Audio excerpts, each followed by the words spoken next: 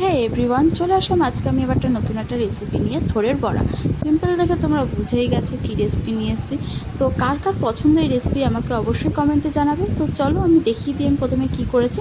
তোরটাকে আমি ভালো করে কেটে নিয়ে নুন দিয়ে চটকে জল আমি বের করে নিয়েছি। এরপর আমি এর মধ্যে এক একটা জিনিস মিশিয়ে নেব। কী কী মিশিয়ে নেবো? চালের গুঁড়ো, বেসন, আর নিয়ে নেবো একটু লঙ্কা কুচি, একটু আমি টমেটো অ্যাড করেছি। এই দিয়ে আমি ভালো করে মিক্স করে একটু লবণও দিয়েছি, দিয়ে ভালো করে মিক্স করে নেব। তার মধ্যে আমি এর মধ্যে একটু গুঁড়ো দিয়েছি শাহি গরম মশলা, আর একটু ধনিয়া গুঁড়ো, একটু জিরের গুঁড়ো। তোমরা চাইলে নাও দিতে পারো, কিন্তু এটা দিলে খুবই স্বাদ লাগে।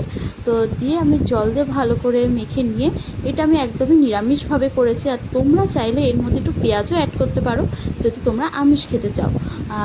তো দেখো এর মধ্যে আমি একটু হলুদ দিয়েছি, দিয়ে ভালো করে মিক্স করে এবার আমি থোড়টাকে আমি মেখে নেবো ওর মধ্যেই। থোড়টাকে এবার আমি ভালো করে মেখে নিয়ে কড়াইতে তেল গরম হতে দিয়ে আমি একে একে বড়াগুলো ভালো করে ছেড়ে দেবো। তোমাদের যদি এই রেসিপিটি পছন্দ হয়ে থাকে তাহলে অবশ্যই বাড়িতে ট্রাই করে আমাকে অবশ্যই কমেন্ট বক্সে ফটো তুলে পাঠাবে। আর খেতে কিন্তু হয় একদমই দুর্দান্ত। প্রথমবার আমি নিজেও ট্রাই করছি, তো অনুরোধ রইল তোমরাও বাড়িতে ট্রাই করবে। তো দেখো আমার বড়াটা খুব সুন্দর মচমচেভাবে হয়ে গেছে। তো please try to my recipe. Bye bye সবাইকে।